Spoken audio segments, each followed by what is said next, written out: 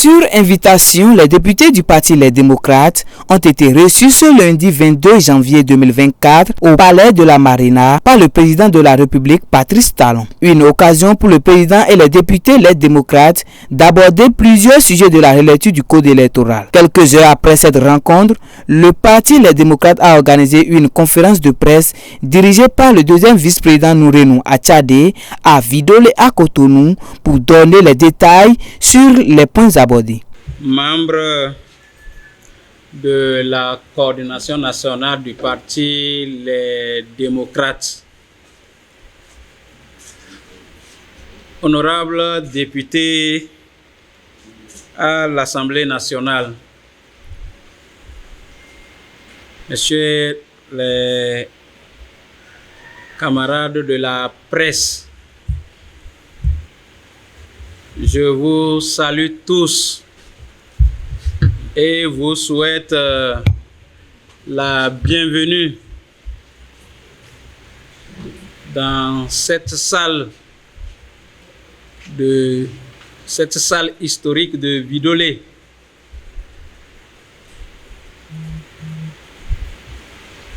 Le vendredi 19 janvier 2024, le Parti Les Démocrates a fait un communiqué pour informer l'opinion nationale et internationale de ce que les députés de ce parti sont invités par le président de la République, le président Talon, à une concertation au Palais de la République. Et il sied que de retour de cette concertation, que nous informons l'opinion de ce qui est ressorti. Et c'est ce qui nous amène cet après-midi à organiser cette conférence de presse. Le président Patrice Talon s'est réjoui de notre acceptation à participer à son invitation et nous a félicité parce que certains n'y croyaient pas, mais qu'il est très satisfait qu'on soit arrivé, étant entendu que la nation est au-dessus de toute considération. Et il nous a informé qu'il s'agissait pour lui de nous concerter par rapport à la décision DCC 001 du 4 janvier 2024,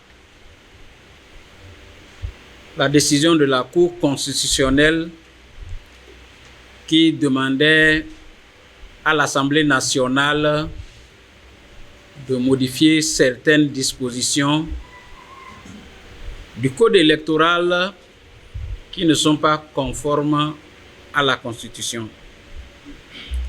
Et que de ce point de vue, il y a deux options qui s'offrent à nous et voulait savoir quelle est la position de notre parti politique. Il s'agissait de savoir si on modifie le code électoral pour que le parrainage soit donné par les députés et les maires actuels,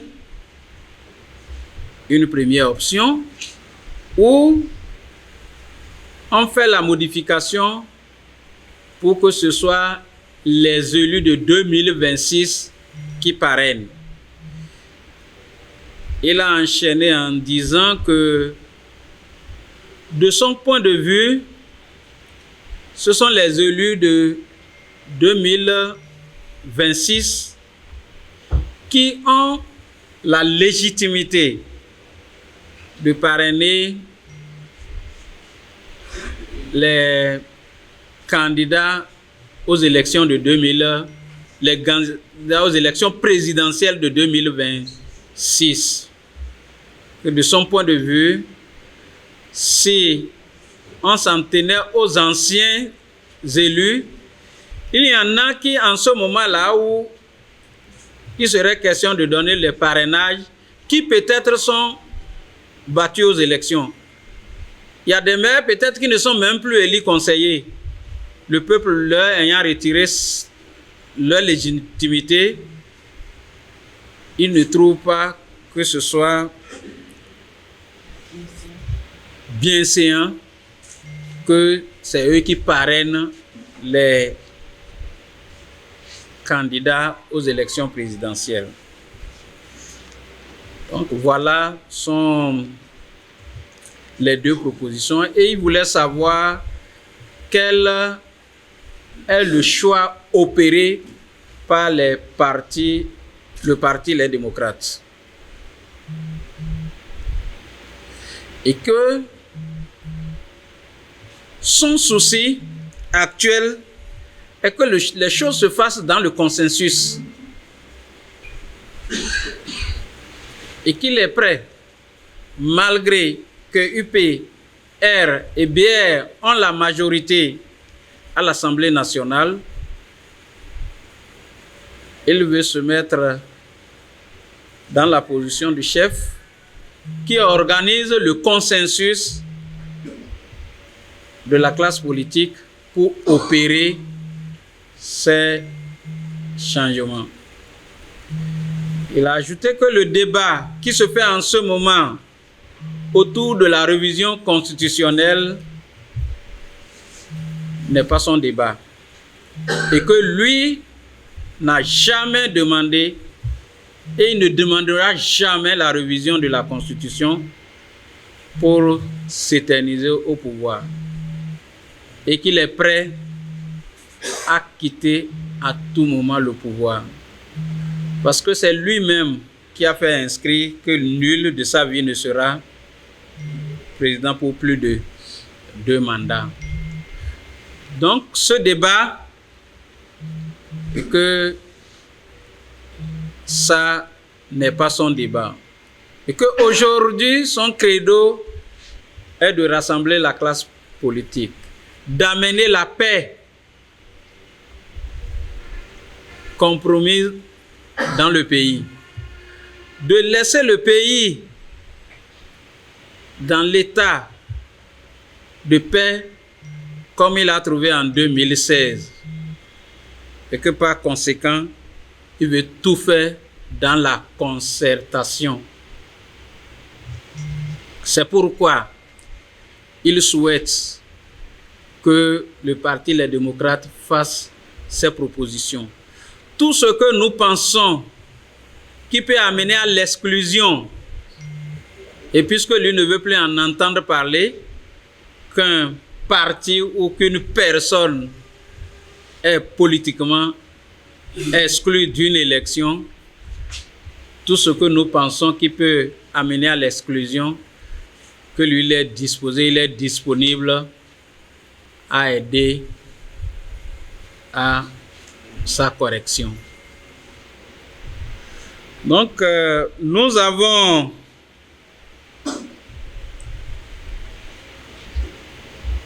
quand nous avons pris la parole et quand le président de la République nous a donné la parole, nous avons marqué notre accord avec lui en ce qui concerne le consensus national. Et nous avons rappelé que au niveau du parti Les Démocrates, nous avons longtemps chanté qu'il faut en toute chose le consensus national. Et c'est peut-être que nous ne nous sommes pas compris parce que nous avons toujours parlé de dialogue. Est-ce que c'est cet aspect de la chose qu'on a toujours appelé dialogue national? Et s'il veut, on peut l'appeler prochainement concertation nationale. Donc, nous marquons notre accord et que pour la petite expérience que nous avons au niveau de l'Assemblée nationale, pour les lois majeures comme la Constitution, le Code électoral et autres, l'Assemblée nationale s'ouvre à l'extérieur. On demande l'expertise extérieure. On associe les formations politiques, qu'elles soient représentées à l'Assemblée nationale ou pas. Parce qu'un code électoral n'est pas seulement la question des partis qui sont représentés à l'Assemblée nationale, parce qu'elle est appelée à régir les autres formations politiques qui ne sont pas à l'Assemblée nationale, qui vont aussi aux élections. Donc pour nous, on ne peut pas rester dans les 4 murs de l'Assemblée nationale et réviser un code électoral. Donc nous sommes d'accord avec le président de la République pour une concertation nationale et en vue de la révision du code électoral. Également, il a parlé de la paix, il a parlé de l'exclusion. Nous avons dit que nous marquons notre accord et que nous l'avons toujours demandé parce que ce sont les exclusions répétées qui ont fait qu'aujourd'hui nous avons nos compatriotes en prison. Et que si aujourd'hui le président de la République reconnaît qu'il ne faut plus exclure et que nous sommes favorables à ça et que nous prenons le peuple à témoin de l'engagement du chef de l'État à apaiser la vie publique, à apaiser la nation.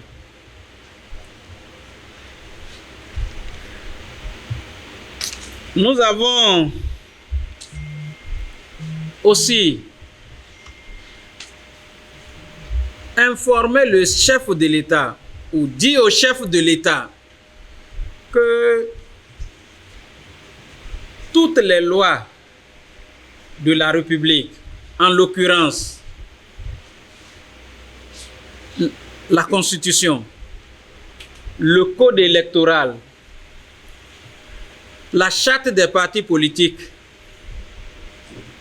et la loi sur l'opposition, toutes ces lois reconnaissent aux partis politiques le droit et le devoir d'animer la vie politique. Et que, en l'occurrence, l'opposition doit pouvoir occuper la place publique pour l'animation de la vie politique. Mais, à notre grande surprise, les préfets et les maires, lorsque l'opposition a des manifestations politiques, prennent le mauvais plaisir de l'en interdire. Et que nous demandons, nous souhaitons que le président de la République fasse cesser cet état de choses. Le président nous a de façon formelle dit qu'il prend les dispositions, qu'il prendra les dispositions pour que cela ne soit plus jamais ainsi au Bénin. Il s'est étonné de ce que nous avons cette difficulté. Il s'est étonné que les maires se comportent de cette manière. Il s'est étonné que les préfets se comportent de cette manière. Nous avons cité le cas du préfet du Zou avec la situation de Djidja. Nous avons cité le cas de la situation de Porto Novo avec le maire et le préfet de Porto Novo de Lomé. Nous avons cité le cas récent de Dogbo. Et pour étayer ce que nous avons dit, et le président a répondu favorablement que cela ne se posera plus. Et que d'ailleurs, s'il en arrivait que nous avons la latitude de l'interpeller lui personnellement. Donc, j'avais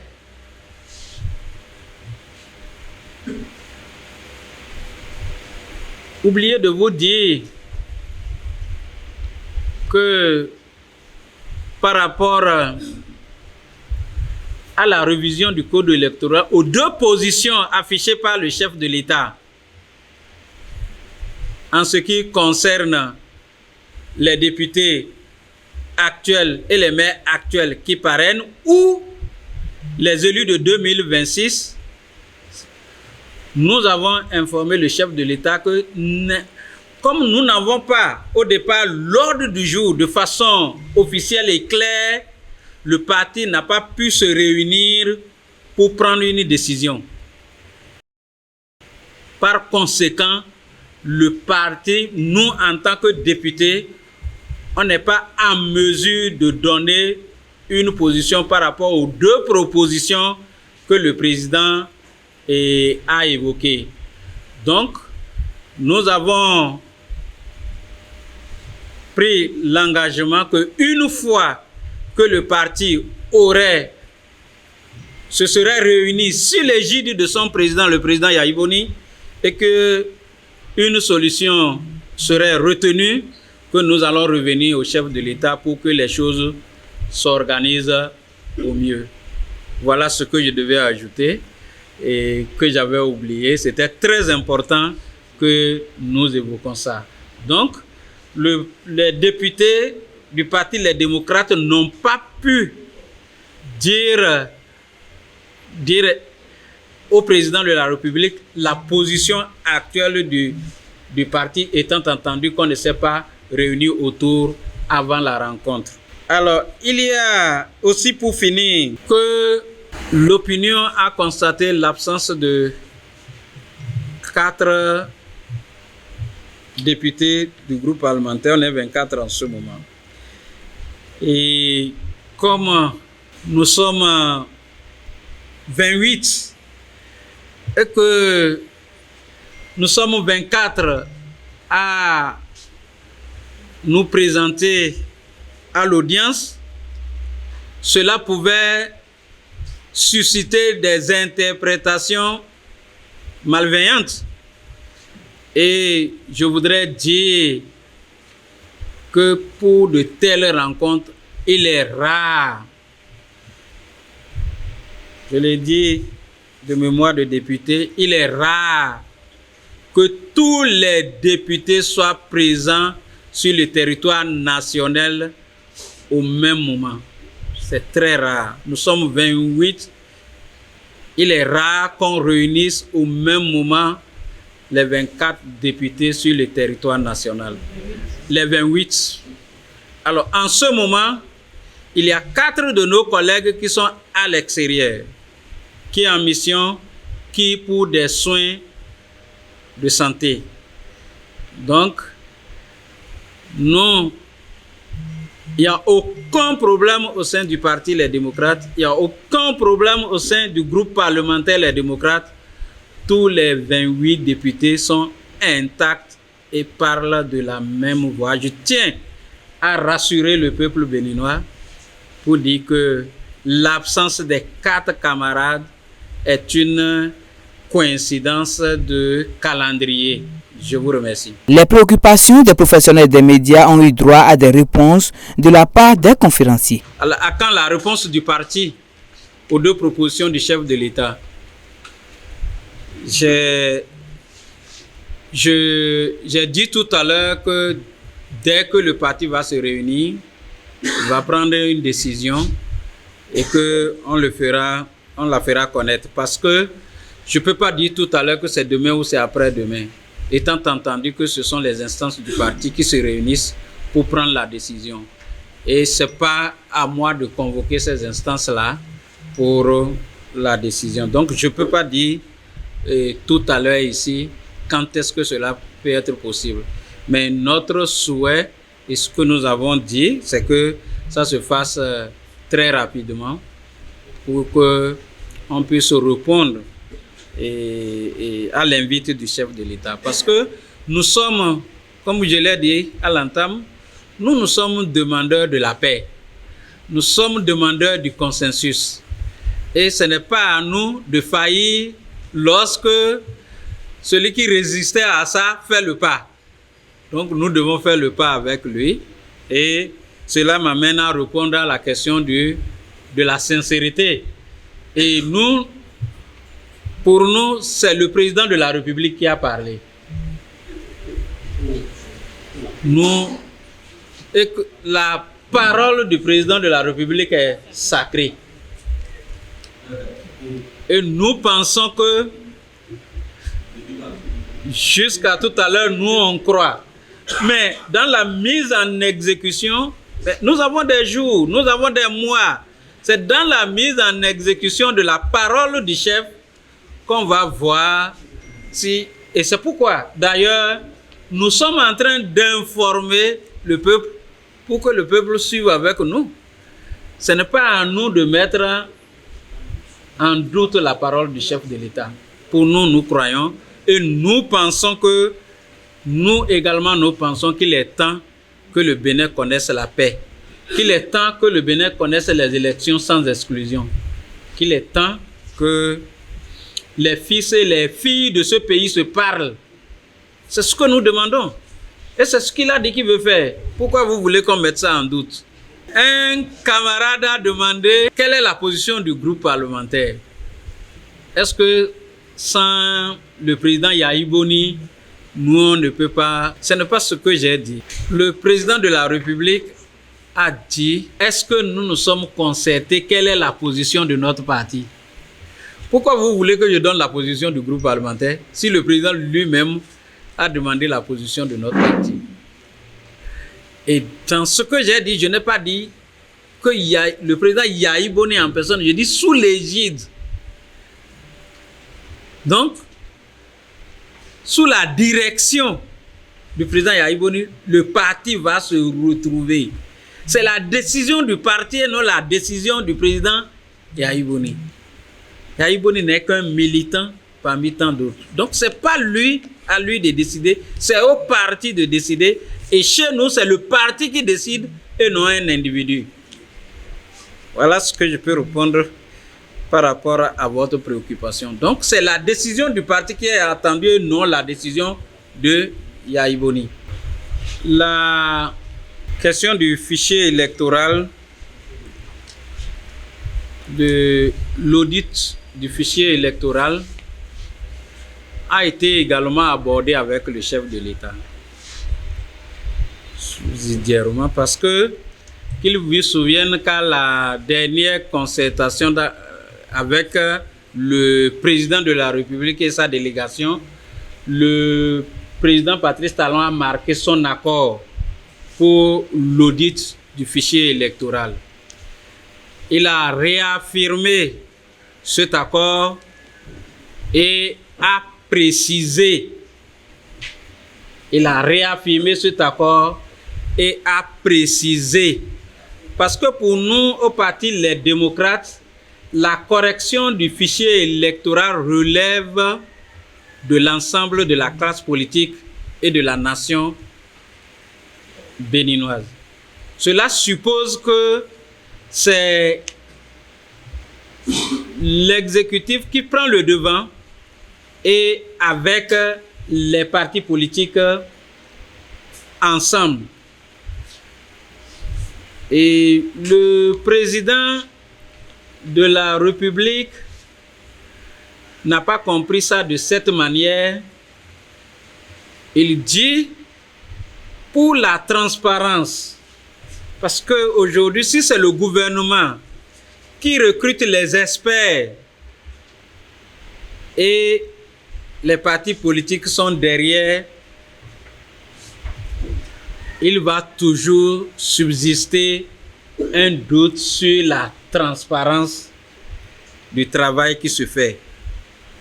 Et que lui, il donne l'autorisation à notre parti politique de recruter les experts ou les cabinets qu'il trouve crédibles pour faire le travail et qu'il est disposé à accompagner comme cela se doit pour que le travail se fasse. Il faut dire qu'au sein du parti politique, nous avons également pris les dispositions dans ce sens. Nous avons mis en place un comité scientifique qui travaille déjà à l'élaboration des thèmes de référence et voir dans quelle mesure est-ce que c'est des experts qu'il faut recruter, est-ce que c'est des cabinets qu'il faut recruter. Nous sommes dedans, nous sommes en avance et nous sommes très loin et on le fera savoir les jours à venir lorsque le travail sera déposé au chef de l'État.